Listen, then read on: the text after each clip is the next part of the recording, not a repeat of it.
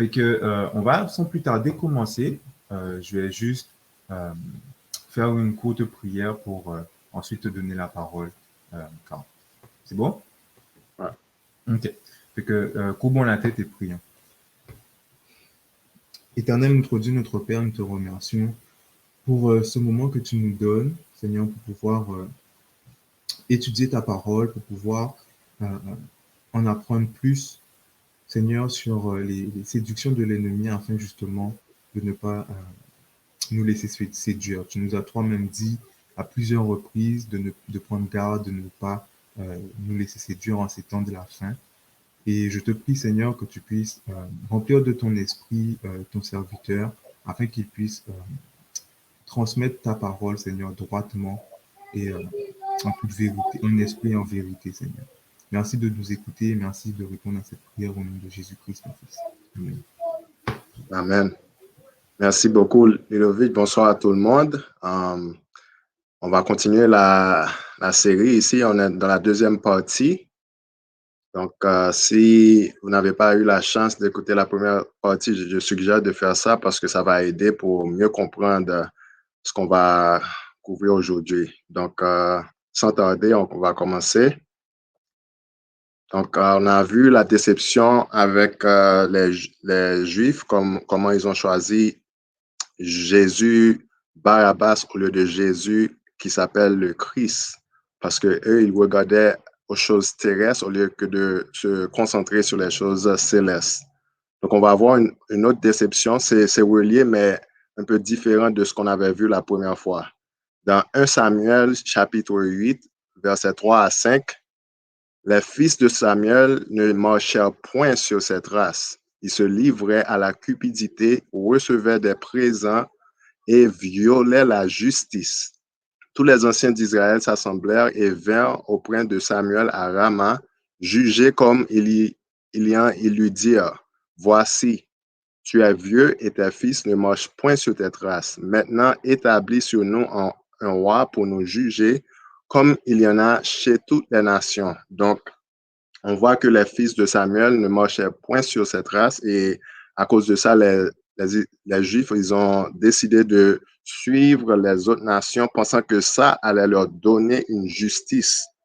Donc, plusieurs fois, l'Église n'est pas parfaite. On voit des choses qui se passent qui ne sont pas en accord avec la parole de Dieu.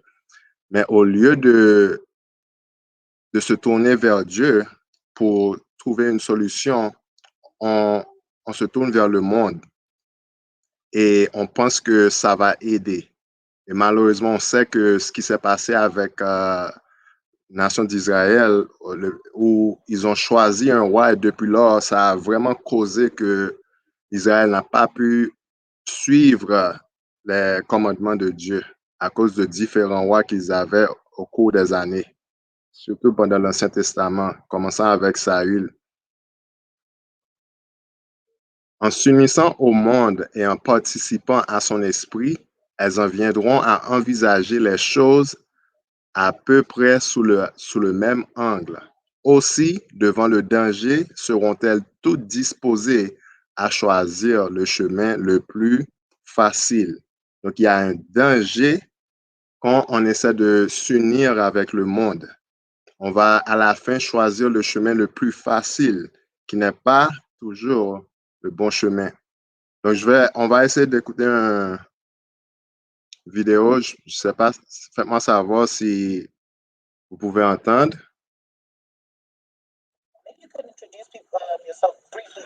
Yeah, I've done pastoring work. I'm a graduate of Andrews University, Michigan, US of A. So those also all 2 degrees behind my back. And pastored Zimbabwe, Botswana, a bit of Namibia, South Africa, London, and US. Yeah. But basically, I've spent lots of my time around the religious corners. And what pushed me to where I am now is the negligence of the church on dealing with social issues, and particularly also the misunderstanding on cultural education. Yes. So I decided to do a bit of research, and that led me to the starting of my writing and starting to questioning things and looking for new paradigms. Donc, je ne sais pas si vous avez compris, mais je vais essayer de faire un résumé. Donc, lui, il était un pasteur adventiste il a gradué à Andrews University et il était pasteur en Afrique dans différents pays. Et à cause de tous les problèmes sociaux, tout ça qu'on avait dans l'Église, et puis il sentait que l'Église ne faisait pas assez. Donc, il a décidé de quitter l'Église et maintenant, il n'est plus pasteur. Et si vous allez sur YouTube, vous allez voir que il donne des messages sur d'autres choses, pas sur Christ, pas sur le christianisme, tout ça, mais sur comment les Africains, leur religion, le spiritualisme, c'est sur ça qu'ils se concentrent maintenant. Donc, il trouve tout, il a tout laissé à cause parce qu'il trouvait que les choses ne marchaient pas comme ils devraient être. Donc, c'est ce danger-là que j'essaie de montrer à tout le monde. Et même si vous voyez plusieurs paroissiens noirs, particulièrement ceux fréquentant des institutions multiraciales, deviennent irrités lorsqu'ils entendent la rhétorique des dirigeants de l'Église qui ignorent les inégalités en matière de la santé et le racisme qui affectent la communauté noire en ce moment. Donc, plusieurs personnes sont en train de quitter. D'autres sont blessés par le silence évident de l'Église par rapport à ces issues. Le résultat est une résolution silencieuse suivant une exode des membres noirs de l'Église en quête d'une guérison spirituelle. Et non seulement l'Église, il y a aussi ce mouvement, comme on avait vu avec Marcus Garvey, le panafricanisme, où beaucoup de Noirs quittaient les États-Unis, Caraïbes, tout ça pour aller en Afrique. Ça recommence. Le Ghana est parvenu à attirer de nombreux Afro-Américains qui en ont assez du racisme aux États-Unis et viennent s'installer sur la terre de leurs ancêtres. Et plusieurs d'entre eux, ce qu'ils font, non seulement ils quittent le pays, mais ils quittent aussi l'Église. C'est comme c'est le retour au bercail. Jésus n'est pas pour les Noirs et ils sont complètement perdus et ils cherchent quelque chose d'autre qui va essayer de leur permettre pour trouver une autre identité. Et je ne sais pas si vous avez le Black Lives Matter quand ils disent say his name, say his name, say their names, qui est vraiment populaire. Abdullah, je crois que son nom c'est Melina Abdullah, et Colors, ils ont évoqué la pratique consistant à crier les noms des victimes qu'ils préconisent lors de manifestations et en manifestation. C'est une sorte de moyen d'invoquer leurs esprits, a déclaré Abdullah. Élever les noms des victimes va au-delà de la création de hashtags, a déclaré Colors. C'est littéralement ressusciter un esprit afin qu'il puisse travailler à travers nous pour faire le travail dont nous avons besoin, a-t-elle déclaré. Donc, beaucoup de personnes, ils font partie de ces mouvements-là. Beaucoup d'entre eux sont chrétiens et ils ne comprennent pas ce qui se passe. Ça, c'est du spiritualisme. Donc, on doit faire très attention quand on va s'unir avec le monde. Oui, il y a un problème. Oui, les gens sont maltraités, les Noirs, on a été abusés, ça fait longtemps. Mais il faut faire attention quand on cherche une solution. On ne peut pas utiliser la même façon ou faire la même chose que le monde est en train de faire ça. Eux, ils ont un objectif, ils ont leur agenda, on ne peut pas les suivre. Petit à petit, il a préparé le terrain pour son chef-d'œuvre de séduction, le spiritisme, en parlant de Satan. Il n'a pas encore pleinement atteint son but, mais il l'atteindra à la dernière heure. Vous entendez ça? Il l'atteindra. Donc, ça va venir. Le prophète dit, je vis 3 esprits impurs semblables à des grenouilles, car ce sont des esprits de démons qui font des prodiges et qui vont vers les rois de toute la terre afin de les rassembler pour le combat du grand jour du Dieu Tout-Puissant. À l'exception de ceux qui sont gardés par la foi en la parole de Dieu, le monde entier sera enveloppé dans cette redoutable séduction et l'humanité sommeille dans une fatale sécurité d'où elle ne sera tirée que par les effets de la colère de Dieu. Donc, Ellen White est très claire que c'est ce que l'ennemi va utiliser vers la fin. Et on voit ça dans ces mouvements. Beaucoup de personnes qui quittent l'Église parce que, oh, Black Lives Matter fait quelque chose pour nous. Donc, on va s'unir avec eux. Mais voyez ce que eux, ils sont en train de faire. Il y a le spiritisme et regarde ce qu'ils disent. Nous perturbons l'exigence de structures familiales nucléaires prescrites par l'Occident en nous soutenant mutuellement en tant que famille élargie et village qui prennent soin les uns des autres, en particulier nos enfants, dans la mesure où les mères, les parents et les enfants sont à l'aise. Où sont les pères? C'est comment ça perturber la structure familiale nucléaire que Dieu nous a donnée dans Genèse, où on a le père, la mère et les enfants. Donc, eux, ils veulent perturber ça. Donc, ils ont vraiment un agenda qui sont contre le père et le fils. Et en plus de ça, les Black Lives Matter founders, ils disent que we are trained Marxists, le marxisme. Donc, comme avec Karl Marx a dit que lui, il veut détrôner Dieu. Il n'aimait pas Dieu, il n'est pas un chrétien. Donc, eux, c'est ce qu'ils suivent et beaucoup de chrétiens, ils continuent à suivre ces gens-là, pensant qu'ils font une bonne chose pour ceux qui sont oppressés. Ils veulent changer les lois, pensant que ça va réduire le racisme, surtout aux États-Unis. Mais regardez ce que Ellen White dit. Quand le Saint-Esprit sera versé, nous verrons avec le triomphe de l'humanité sur la préjudice cherchant le salut des âmes humaines. On a besoin de l'Esprit Saint. Le cœur humain aimera comme Christ a aimé et la démarcation entre les couleurs de peau différentes sera perçue autrement qu'elle est maintenant. Aimer comme Christ aime élève la pensée dans une atmosphère pure, divine et généreuse. Celui qui est étroitement lié au Christ sera élevé au-dessus des préjudices de couleur ou de caste. Sa foi l'aidera à saisir les réalités éternelles. L'auteur divin de la vérité doit être élevé. Nos cœurs doivent être remplis de la foi qui emploie l'amour et purifie l'âme. L'exemple du bon samaritain est celui que nous devrions tous suivre. Donc, vous voyez, seule une relation avec Dieu et recevoir l'Esprit, c'est la seule chose qui va pouvoir nous aider à ne pas être comme ce qu'on voit maintenant, le racisme. Il y a ça aussi dans la communauté des Noirs. C'est pas juste les Blancs, c'est pas juste les Asiatiques. Les Noirs aussi, on l'a, mais on le cache parce que nous, on est beaucoup plus oppressés. Mais on voit que si on continue à avoir une relation avec Christ, avec Jésus, tout comme les disciples qui haïssaient les Samaritains. Mais qu'est-ce qui s'est passé avec Pierre, tout ça? Quand il les a entraînés, ils ont commencé à changer. Ils ont commencé à comprendre que Dieu aime tout le monde. Et ça a changé leur cœur. Donc, c'est la seule façon, toutes ces lois-là qu'on est en train de faire.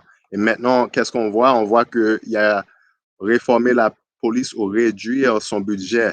Aux États-Unis, il y a même des mouvements qui veulent complètement éliminer la police et les remplacer avec des social workers aux États-Unis. Donc, pourquoi se débarrasser de la police pour réduire leur budget ou les remplacer avec d'autres personnes?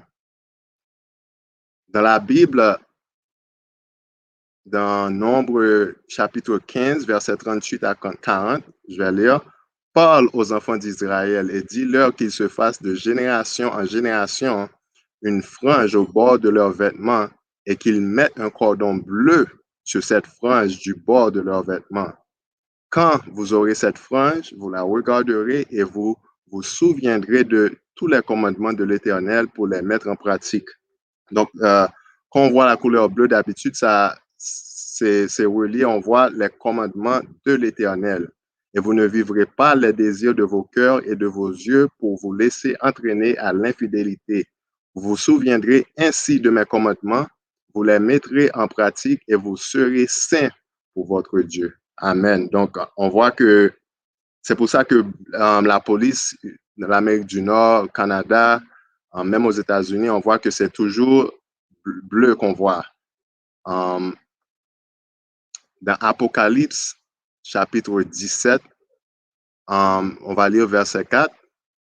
Cette femme était vêtue de pourpre et d'écarlate et parée d'or, de pierres précieuses et de perles. Elle tenait dans sa main une coupe d'or remplie d'abominations et des impuretés de sa prostitution. Mais quand on voit ces couleurs, ça doit nous faire penser au souverain sacrificateur qu'on trouve dans Exode 28, verset 33, qui avait presque les mêmes couleurs. Tu mettras autour de la bordure en bas des grenades de couleur bleue, pourpre et carmoisie entremêlées de clochettes d'or. Donc la seule différence qu'on voyait, c'était la couleur bleue, surtout que la femme n'avait pas. Donc la femme qui représente la papauté n'avait pas la couleur bleue. Et si vous regardez maintenant, vous n'allez pas voir la couleur bleue avec ces prêtres-là. Dans l'Église catholique, c'est vraiment pas populaire. La seule fois que vous allez voir la couleur bleue, c'est quand on parle de l'Immaculée Conception. C'est quoi? Ça a été établi par une bulle qui s'appelle Ineffabilis Deus. C'est une constitution apostolique de Pie IX définissant ex cathedra le dogme de l'Immaculée Conception de la Bienheureuse Vierge Marie. Je vais au prochain paragraphe. La bulle commence par exposer le sentiment de l'Église, à savoir que bien que le Dieu ineffable eût prévu de toute éternité la déplorable ruine en laquelle la transgression d'Adam devait entraîner tout le genre humain, Marie fut toujours sans aucune tâche. Donc, qu'est-ce que ça dit? C'est comme Marie, les lois, les 10 commandements ne s'appliquent pas à elle. Parce que elle n'a pas, c'est comme elle n'a pas péché, elle est comme Jésus. Donc, tout le monde a péché, mais pas Marie. Et puis, on met la couleur bleue sur elle. Donc, c'est le seul moment où on va voir dans l'Église catholique la couleur bleue. Et maintenant, on voit que, on veut se débarrasser des policiers de la police. Donc, on voit vraiment toutes ces choses qui se passent à tous les chemins mènent à Rome. Maintenant qu'on a vu tout ça, on va essayer de parler du jubilé, ok? Lévitique 25, ça parle du jubilé. Tu compteras 7 sabbats d'année, 7 fois 7 années, et les jours de ces 7 sabbats d'année feront 49 ans. Puis, et le 10e jour du 7e mois, tu feras retentir les sons éclatants de la trompette. Le jour des expiations, vous sonnerez de la trompette dans tout votre pays. Et vous sanctifierez la 50e année, vous publierez la liberté dans le pays pour tous ses habitants. Ce sera pour vous le jubilé, chacun de vous retournera dans sa propriété et chacun de vous retournera dans sa famille. La 50e année sera pour vous le jubilé. Donc, je vais finir là. C'était quoi le but du jubilé vraiment? Ellen White va expliquer dans Patriarches et Prophètes, tels étaient les règlements établis par un créateur miséricordieux pour diminuer la souffrance, projeter quelques rayons de soleil dans la vie des déshérités et des malheureux, comme aussi de faire briller dans les cœurs l'étoile de l'espérance. Le Seigneur désirait aussi élever une barrière contre l'amour insatiable des richesses et combattre le fléau qui résulte de l'accroissement continuel de la fortune dans certaines classes de la société, à savoir l'aggravation de la misère chez les autres. En effet, sans frein, la puissance des riches aboutit au monopole et les pauvres, tout aussi estimables aux yeux du Seigneur, sont considérés et traités par leurs frères plus favorisés comme une race inférieure. Cette oppression suscite des sentiments de colère et de haine chez les indigents, en proie au découragement et au désespoir, et se traduisent par des conflits meurtriers, désorganisateurs et destructeurs de l'ordre civil. Or, les lois établies par Dieu en Israël avaient pour but de préserver l'égalité sociale. L'année sabbatique et le jubilé, celui de rétablir et de constituer ceux qui, dans l'intervalle, s'étaient désaxés dans l'économie sociale et politique de la nation. Donc, c'était ça la solution. Le sabbat était la solution. Le jubilé était la solution. Donc, tout le monde, on essaie de changer le système. On veut changer le système. Mais regardez, Dieu laissait faire. Et puis, à chaque jubilé, à chaque année sabbatique, c'est comme il y avait un reset. Il rebalançait les choses. Donc, on voit que Dieu, il n'essayait pas de changer ça, mais il utilisait le sabbat vraiment pour changer la situation des gens. Les principes établis par le Créateur supprimeraient les maux inouïs qui ont de tout temps résulté de l'oppression des pauvres par les riches, comme de l'envie excitée par les riches chez les pauvres, tout en prévenant l'accumulation de richesses excessives et le déploiement d'un luxe effréné. Ces mêmes principes rendraient impossible l'ignorance de la dégradation des multitudes dont le servage mal rémunéré sert à édifier des fortunes colossales. Maintenant, regardez ce qu'elle appelle le jubilé. Alors commença le jubilé, quand le pays devait se reposer. Je vis les esclaves pieux se lever en poussant des cris de victoire et de triomphe, et secouer leurs chaînes, tandis que leurs maîtres méchants étaient dans la confusion, ne sachant que faire, car les simples ne pouvaient comprendre les paroles prononcées par la voix de Dieu. Bientôt apparut la grande nuée blanche. Elle paraissait plus belle que jamais. Sur la nuée était assis le Fils de l'homme.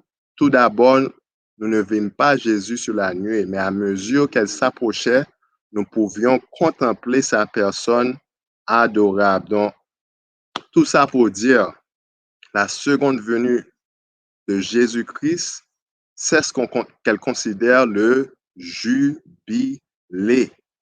C'est à ce moment-là qu'on va recevoir la justice des esclaves, ceux qui ont été oppressés. Ils vont recevoir leur justice à la seconde venue de Jésus-Christ. Je ne sais pas si vous comprenez.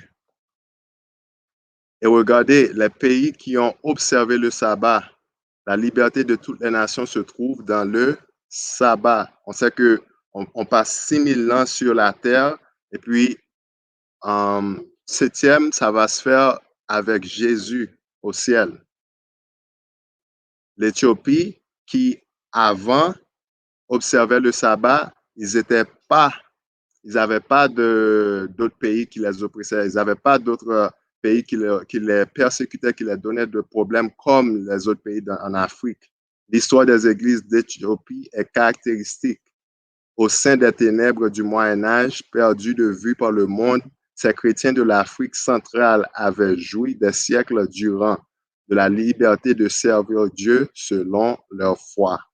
Mais Rome finit par les découvrir et l'empereur d'Abyssinie, circonvenu, ne tarda pas à reconnaître le pape comme vicaire de Jésus-Christ. D'autres concessions suivirent. Les chrétiens d'Éthiopie furent contraints par un édit d'abandonner le sabbat sous les peines les plus sévères. Mais la domination papale devint bientôt si insupportable que les Abyssins résolurent de le secouer. Après une lutte acharnée, les romanistes furent bannis de l'Empire et l'ancienne foi fut rétablie.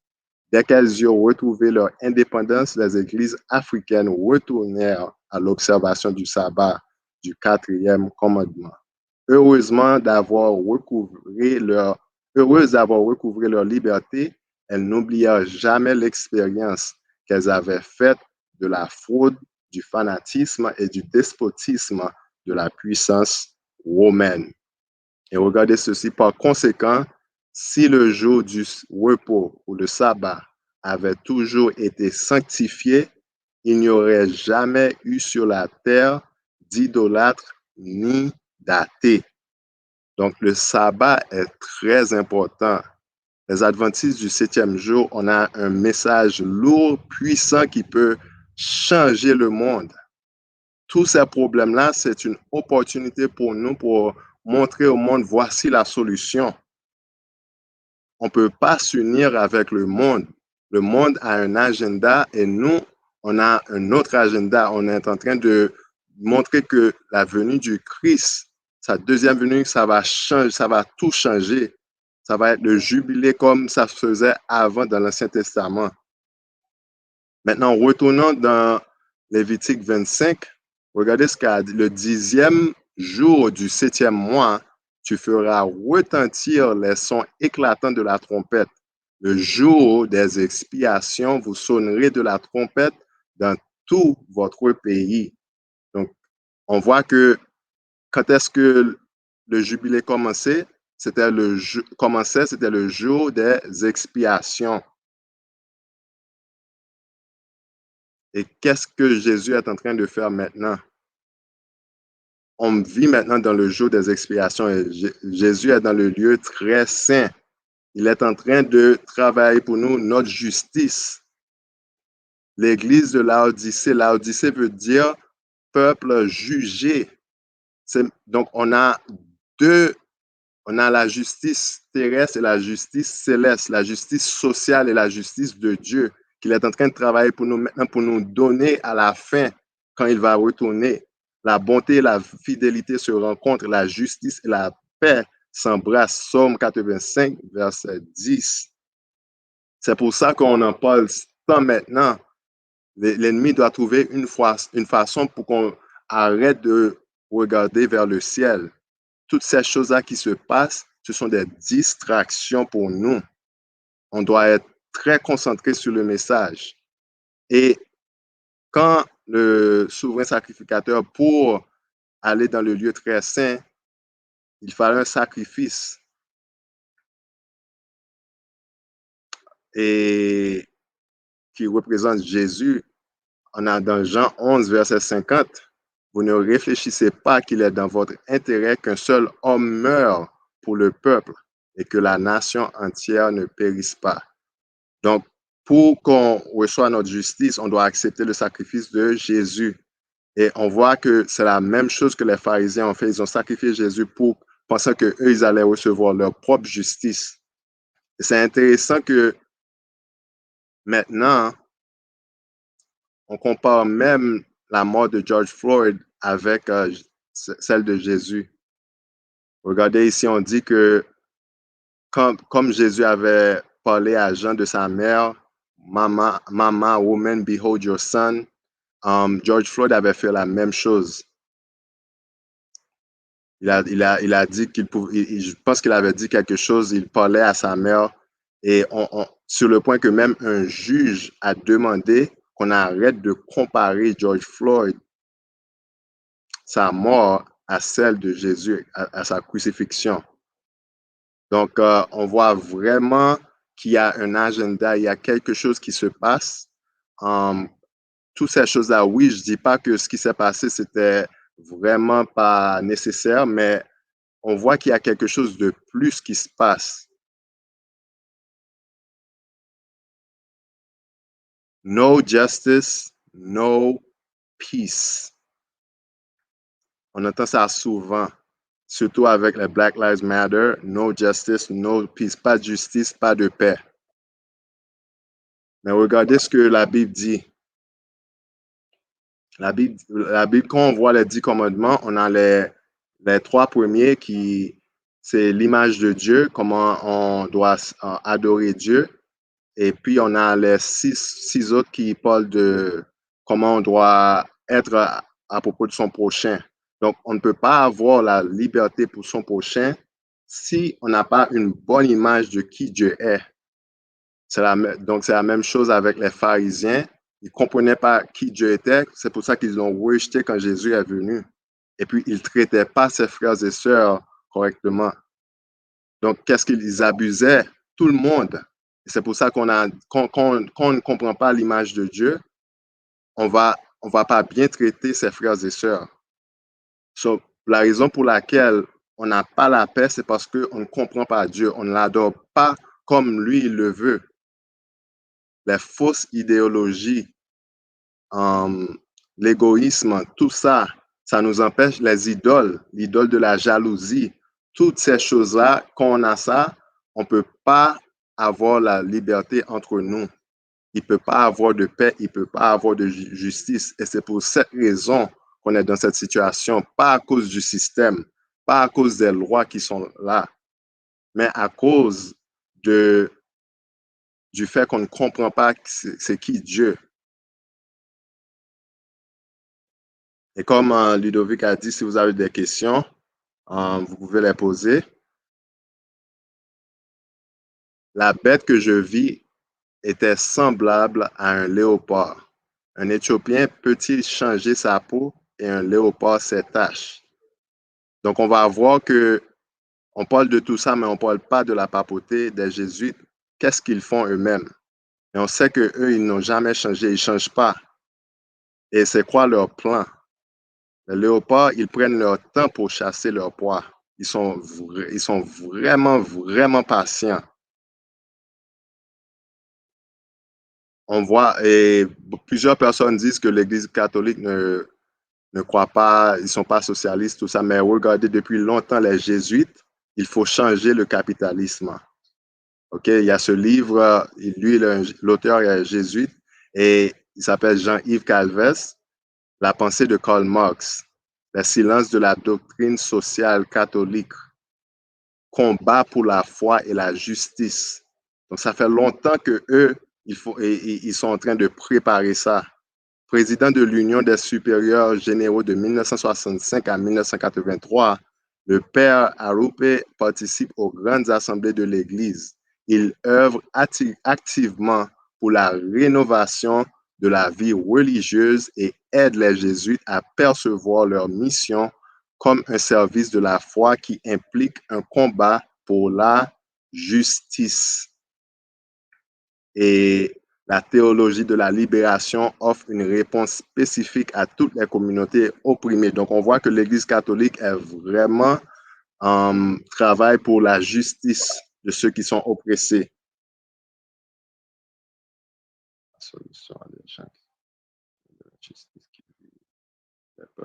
OK, je vais répondre. OK, je vais essayer d'aller vite pour répondre à cette question-là. Donc, on voit que même lui, il dit, le pape dit comme ça, it is the communists who think like Christians. Nous, il a été dit plusieurs fois et ma réponse a toujours été, quoi qu'il en soit, que ce sont les communistes qui pensent le plus comme les chrétiens. Et la réunion, et puis on voit ici, Pope Francis supports NBA players work to promote social justice.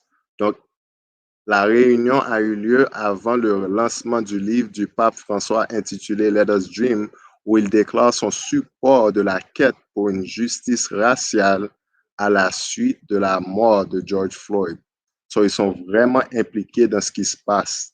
On ne les entend pas vraiment, mais ils sont là dans le background. Et regarde ce que les jésuites vont faire. Souhaitant contribuer à réparer les torts de l'esclavage, des prêtres jésuites se sont engagés à recueillir 100 millions de dollars pour les descendants d'esclaves en sol américain. Les descendants des personnes asservies par les jésuites et les jésuites des États-Unis se sont associés pour créer une fondation au service de la guérison et de la réconciliation raciale. Pourquoi font-ils tout ça? Est-ce qu'il y a un faux jubilé qui s'en vient? Après tout ce qui s'est passé, tous les abus que les Noirs ont subis, maintenant, c'est comme si eux, ils vont venir et on a une solution. On va vous aider, vous n'avez plus besoin de travailler, on va vous donner assez d'argent. Comment pensez-vous que les gens vont réagir quand ils vont voir ça? Imagine, moi, je vois que l'injustice se passe tout le temps, on abuse ma famille, et puis je vois que c'est l'Église catholique vient et m'aide, me donne de l'argent, ils prennent soin de moi. Et puis, qu'est-ce que tu penses que je vais faire si je n'ai pas la vérité? Si je n'ai pas la vérité, est-ce que je vais rester dans mon église? Est-ce que je vais continuer à aller dans les prophéties où ça dit, oh, la bête est contre nous et elle veut nous mener vers la perdition? Non, je ne vais pas croire ça. Je vais laisser. Donc, on doit vraiment comprendre ce qui se passe. c'est quoi le plan de l'ennemi. Et on avait posé une question, est-ce que ça veut dire qu'on ne peut pas aider? Est-ce que ça veut dire que, quand il s'agit d'aider ceux qui sont oppressés, non, je ne vais pas faire ça, je vais juste prêcher la parole. Regarde ce qu'elle dit. En rouge, quand nous nous sentirons constamment poussés à venir en aide à notre prochain et que la lumière céleste remplira notre âme et se reflètera sur notre visage, nous serons parvenus à la perfection chrétienne. Ça, c'est puissant. Quand nous aimons le monde comme il l'a aimé, alors sa mission est remplie. La mission de Jésus est remplie en ce qui nous concerne. Nous sommes qualifiés pour le ciel, ayant déjà le ciel dans nos cœurs. Donc la réponse est non, mes amis.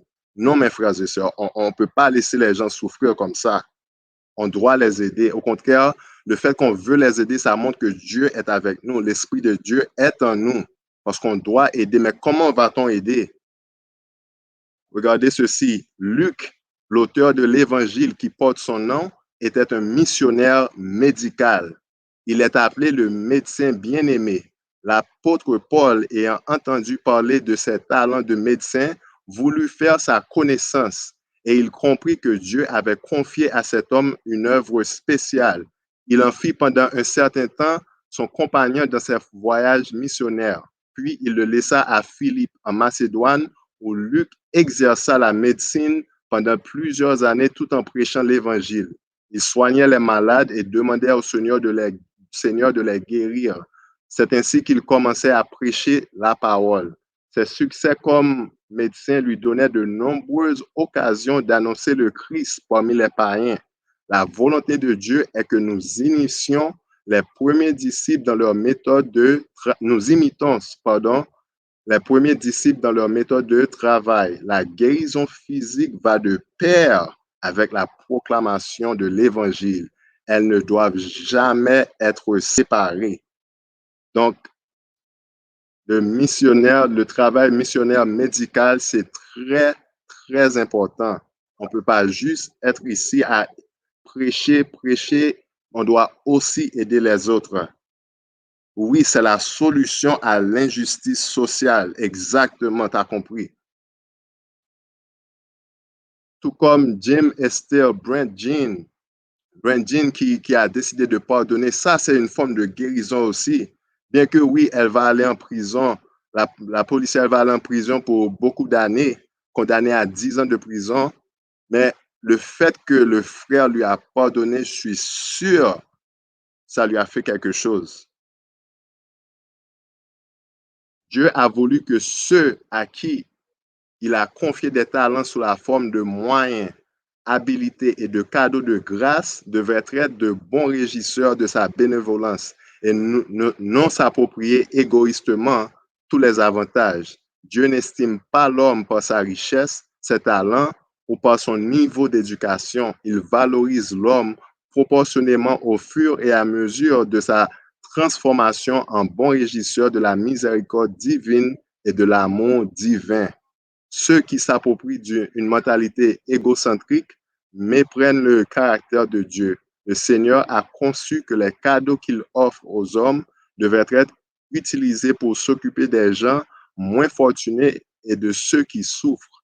Jim Esther, il a utilisé son argent pour aider les immigrants qui venaient de la Syrie au Canada. Je pense que c'est à Toronto. Et puis, on a Brent Jean. Où sont les adventistes? On ne devrait pas être dans les rues en train de dire no justice, no peace. On devrait être chez les gens en train de les aider. C'est nous, en tout cas, j'espère que vous comprenez ce que j'essaie de montrer à travers ce message. Et je veux terminer avec ça. 4h57. Jésus ne défendait pas âprement ses droits. Souvent, sa tâche était rendue plus difficile qu'il n'était nécessaire à cause de sa complaisance et de son refus de se plaindre. Néanmoins, il ne faiblissait pas. Il ne cédait pas au découragement. Il vivait au-dessus de ses difficultés, comme à la clarté de la face de Dieu. Au lieu de se venger, quand on lui causait du tort, il supportait patiemment l'injure. Donc, on voit que Jésus était vraiment patient. Quand on l'abusait, il ne laissait pas ça contrôler ses émotions. OK? Donc, moi, je vous dis ça parce que c'est la même chose pour nous. Il y a beaucoup d'abus qui se font. Je ne dis pas qu'il n'y a pas de l'injustice qui se fait envers les Noirs. Oui, ça se fait. Quand j'ai vu pour la première fois l'affaire de George Floyd, j'avais dû prier. Il y avait une frustration, mais Dieu m'a aidé.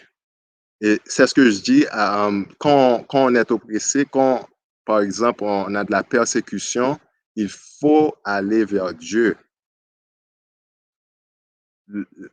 On veut toujours se venger. Ça, c'est le cœur humain. Mais en tant qu'adventiste, l'Église de Laodicée, pour faire partie des 144 000, on doit avoir la patience des saints. Si à chaque fois qu'on nous fait quelque chose, c'est la chair prend le contrôle, on va pas aller au ciel, mes amis. Jésus est notre exemple. Il ne laissait pas ses abus-là se le contrôler. Tout comme David. David, pendant des années, David n'a rien fait. Et il avait une occasion pour même tuer Saül. Mais qu'est-ce que Dieu lui a dit? Non. C'est moi qui va te mettre sur le trône. C'est moi qui vais te mettre sur le trône. Pas toi-même, pas par ta propre force. David a dû attendre des années. Il n'a rien fait. C'est Dieu qui l'avait choisi. Il a dû attendre. Ça, c'est la patience des saints. Est-ce qu'on est prêt pour le vrai test qui va venir? Dès qu'on nous fait quelque chose, oh, on veut la justice. Oh, ce qu'il a fait, je suis pas d'accord. Oh, il doit payer. Cette mentalité-là va faire qu'on manque le ciel.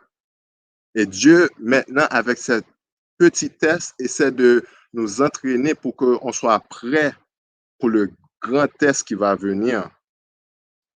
Est-ce que vous êtes prêts, mes amis? Est-ce que vous êtes prêts pour Jésus? Donc, avec ça, je vais terminer la présentation. Si vous avez des questions, des commentaires. Merci beaucoup, Ali. Je t'avoue, ta présentation est vraiment profonde. Puis ça demande, je veux dire, tu as parlé du communisme, tu as parlé de beaucoup de choses qui appellent à des connaissances historiques et idéologiques, etc. Mais peut-être une chose que je retiens, c'est puis l'orateur de l'atelier sur comprendre les événements des derniers jours a parlé aussi de cela. C'est que, et corrige-moi si je me trompe, mais c'est comme si Satan, il propose une contrefaçon pour tout et même pour la justice. Yeah, et, oui. Et dans la contrefaçon de sa justice, il prépare une contrefaçon du jubilé. Et si j'ai bien compris, le jubilé représente le retour de Jésus. Exactement. Et oui. Dans l'atelier de ce matin aussi, il disait comment Satan va imiter le retour de Jésus avec des anges, plein de lumière, etc. C'est comme si, en gros, la fausse justice de Satan prépare les gens à accepter le faux Christ. Oui, oui. Et si tu peux me permettre de lire bien vite, est-ce que tu peux voir? Pour couronner le grand drame de la séduction, Satan lui-même simulera l'avènement du Seigneur que l'Église attend depuis si longtemps, comme la consommation de ses espérances.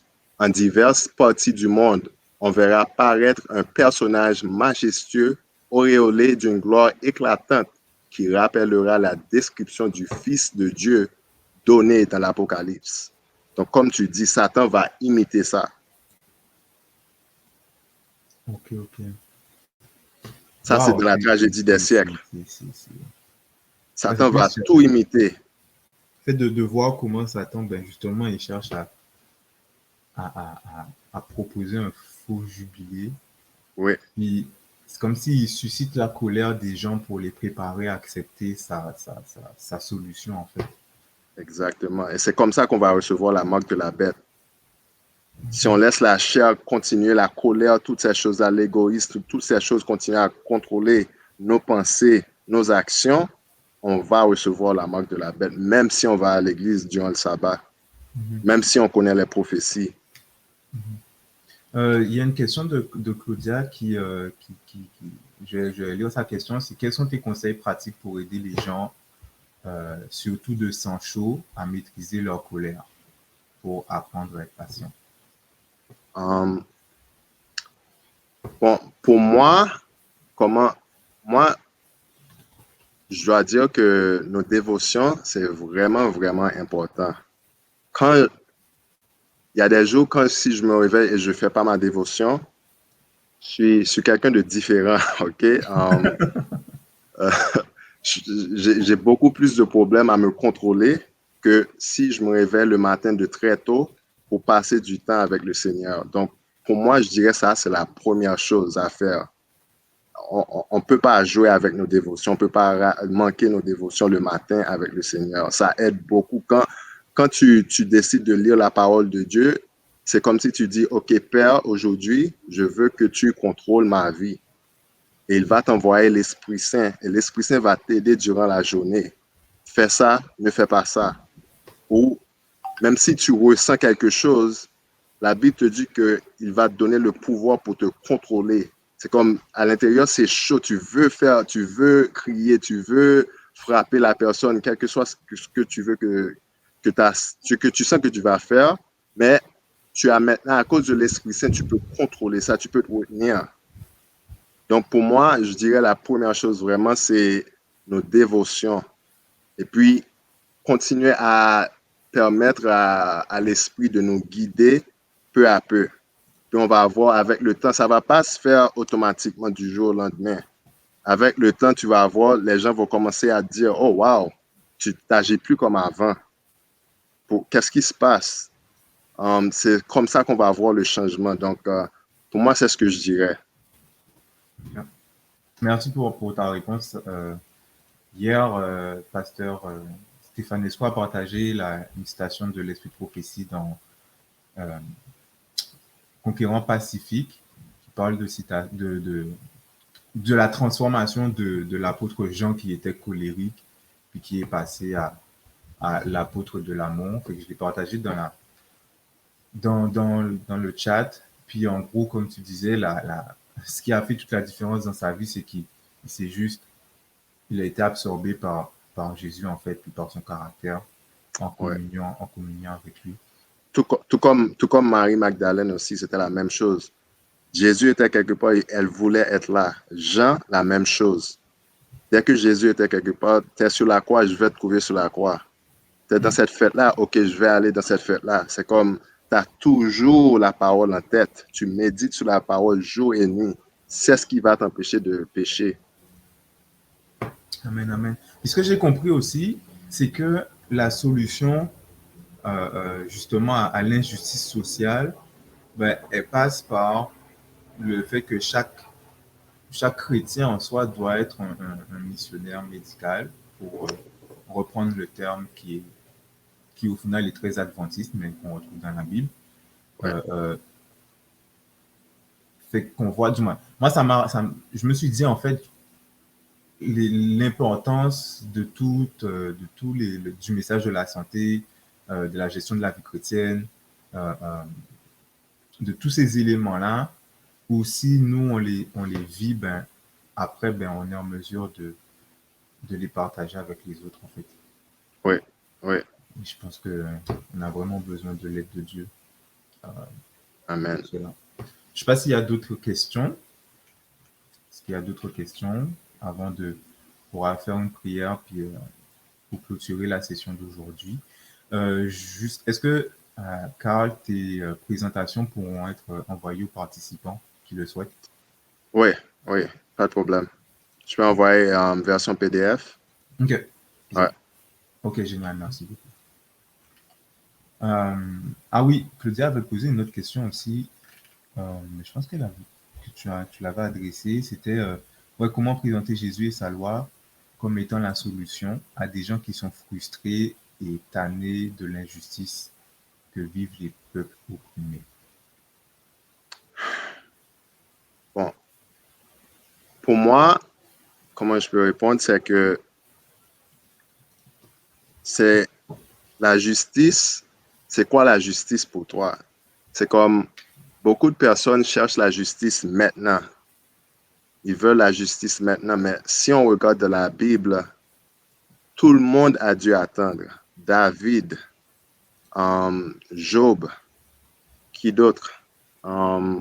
Jésus lui-même, il a subi l'injustice, il n'a rien fait. Et donc, on voit que Dieu, lui, il ne contente pas, sa concentration n'est pas cette terre.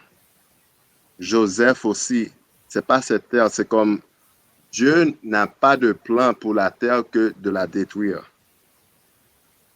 C'est comme à la fin, il va recommencer.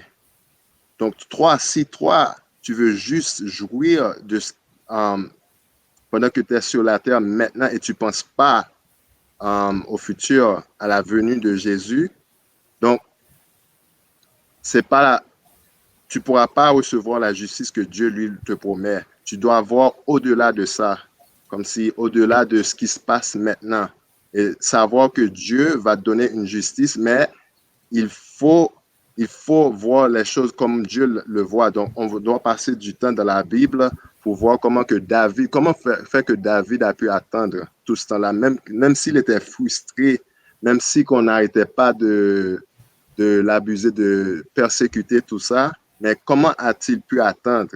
C'est la foi dans la parole. C'est comme Dieu lui dit, je vais vous donner la justice. Donc, il faut attendre, il faut continuer à méditer sur sa parole. Donc, je ne sais pas si j'ai vraiment répondu à la question, mais ce que j'essaie de dire, on doit avoir un changement de comment on voit les choses. On ne peut pas se concentrer sur ce qui se passe à travers nous. Dieu va tout arranger, comme on a vu dans le jubilé. Dieu va tout arranger. On va recevoir la justice à la fin. Mais est-ce qu'on est prêt à attendre pour cette justice-là? Ou est-ce qu'on veut la justice maintenant? Et si on veut la justice maintenant, voilà les conséquences. On va perdre la vie éternelle.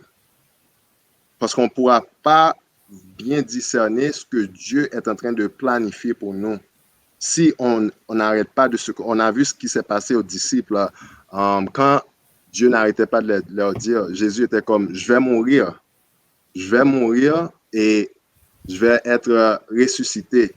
À chaque fois qu'il leur disait ça aux disciples, qu'est-ce que les disciples faisaient? Oh non, non, non, non, non. Même Pierre a dit non, je ne vais pas te laisser mourir.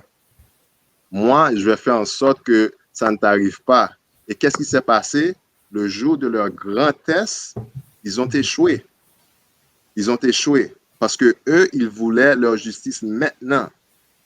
Mais quand ils ont vu ce qui s'est passé, quand ils ont vu que Jésus s'est ressuscité, maintenant ils ont tout compris. Et regardez ce qu'ils ont fait. Maintenant, moi et toi, on peut parler de l'évangile à cause d'eux, à cause de leur travail. Donc, Dieu a dû travailler en eux pour changer complètement leur mentalité. Donc, nous aussi, on a besoin de ça.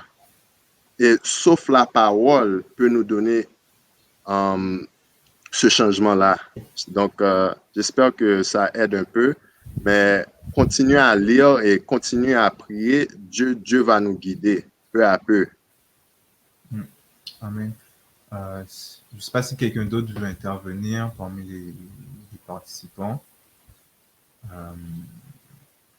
Si vous voulez intervenir, vous pouvez monter sur la scène. Vous êtes les bienvenus pour une dernière intervention, une dernière question, éventuellement, avant de clôturer. Okay. Donc, s'il n'y a pas d'autres questions et interventions, bon, on va clôturer par un mot de prière. Merci, Carl, pour ta présentation. Est-ce que tu veux clôturer par un mot de prière pour nous, pour que Dieu, justement, nous enseigne, puis nous utilise pour répondre à cette injustice sociale de la bonne manière, à sa manière. Amen.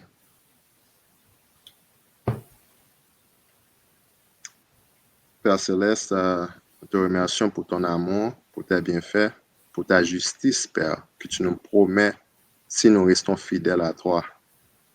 Père, donne-nous la sagesse, donne-nous le courage de pouvoir faire ta volonté, de montrer au monde entier qu'il y a une autre façon de faire les choses, une meilleure façon, Père. Aide-nous, beaucoup de nous regardons l'injustice qui se passe dans le monde et des fois, on a envie d'agir. Mais Père, on veut faire ta volonté. Qu'est-ce que tu veux que nous fassions, Père? Aide-nous à